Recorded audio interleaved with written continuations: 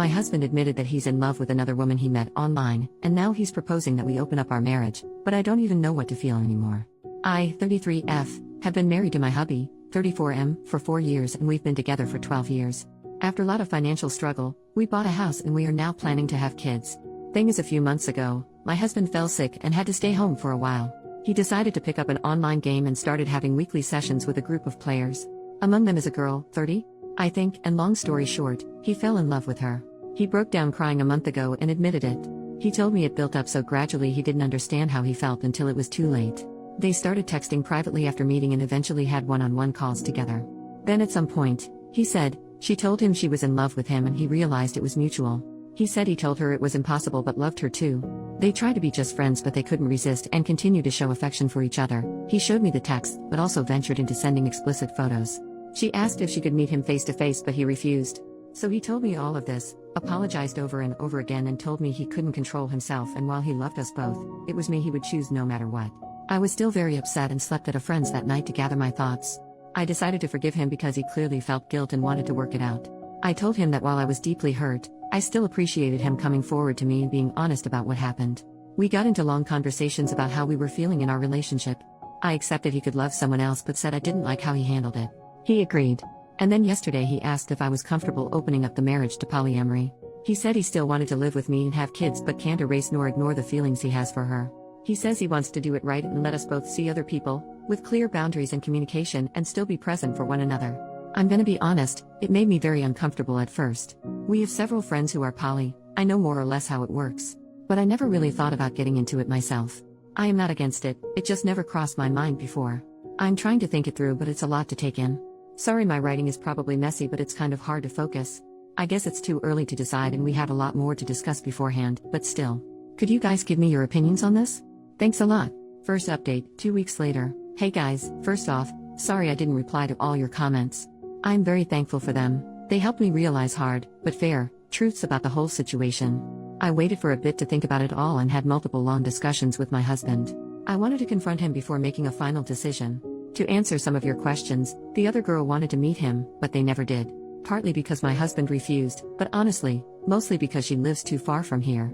I still got checked for STDs though, and I'm clean, yay. As for our polyamory friends, they apparently were the ones who suggested him to go down the polyamory road. I stopped talking to them for now, I'll deal with the bigger problem first. I told him his actions hurt me deeply and that while I appreciated him admitting his affair, it was still infidelity.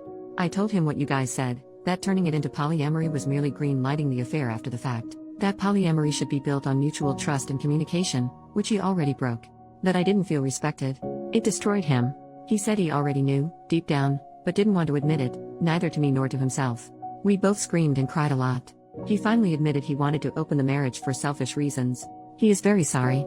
He cut off contact with the other girl, let me fully access his computer and phone, and now wants to go to counseling to repair our relationship and marriage. He is showing me a lot of affection and attention since then, although he admits himself it's sometimes out of guilt, and not just out of pure love.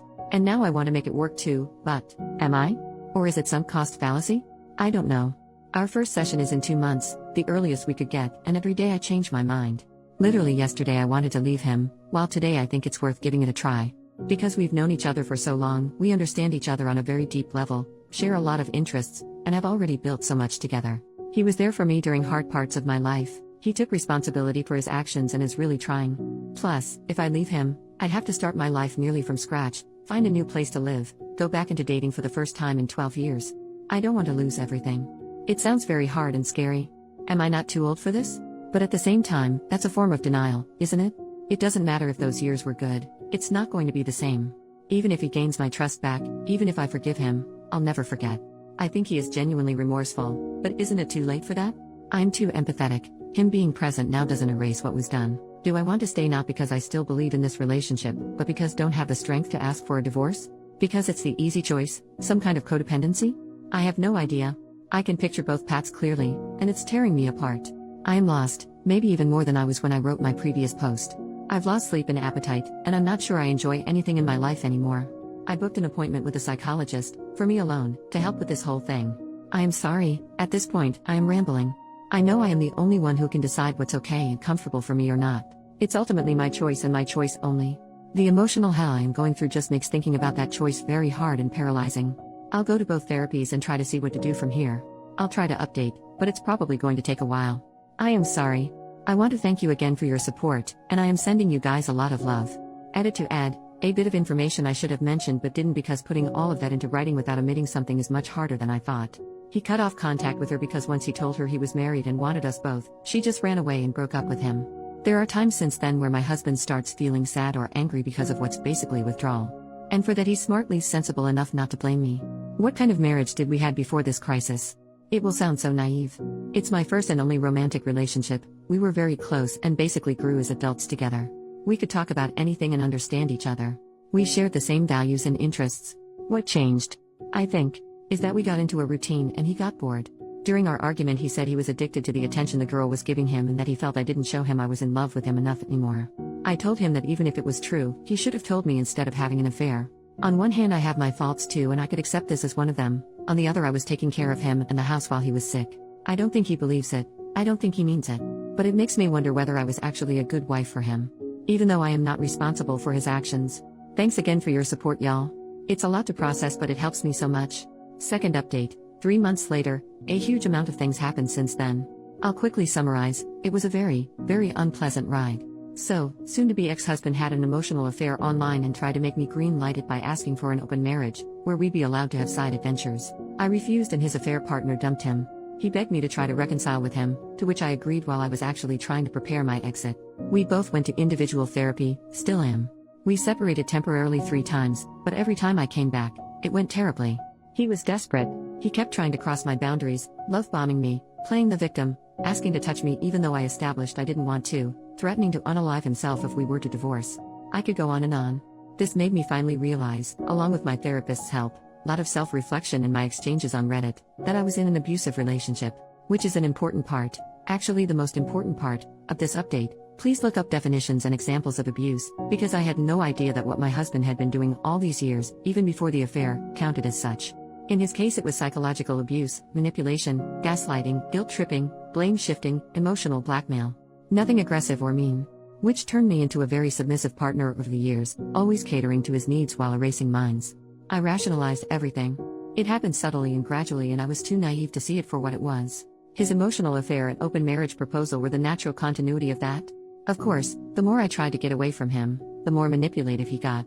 Now that I was aware of it, I knew what he was doing, but fighting years of conditioning, even if you recognize it and succeed, is effing exhausting and disarming. So, earlier today, I brought a friend home to assist me. We sat down, the 3 of us, and I told my husband we were over and I handed him the papers. It might sound dumb but it's genuinely one of the hardest things I've ever done in my life. I was terrified. Yet he agreed. He repeatedly asked me if I was sure. He reminded me of the family we were planning to have and of our best memories together. Was it all for nothing? Apparently, yes. He was heartbroken, clearly mad and frustrated. But still he agreed. He signed them and went back to his parents for now. We still have to go through the whole procedure, separate our assets, decide what to do with the house and all. And he still wants us to go to marriage counseling. But right now, I feel free, for the first time in months. The last hours have been a mix of tears, celebration and godly, restful sleep. And I have to thank you guys again, because my first Reddit post was the wake-up call I needed to eventually, finally, get here. Better late than never I guess. Thank you so much. Lot of love to you all. New update, 3 more months later on October 27, 2024, my previous post should have been the final update. I wish. God I wish. But no, of course not. Of course it got worse, again. Screw my life. After my soon-to-be ex-husband signed the divorce papers, we went no contact, or at least, I tried to. He still sent me text messages, voice messages, and tried to call me multiple times. He even sent me a long letter full of statements such as, "I'm concerned that your mental health is deteriorating.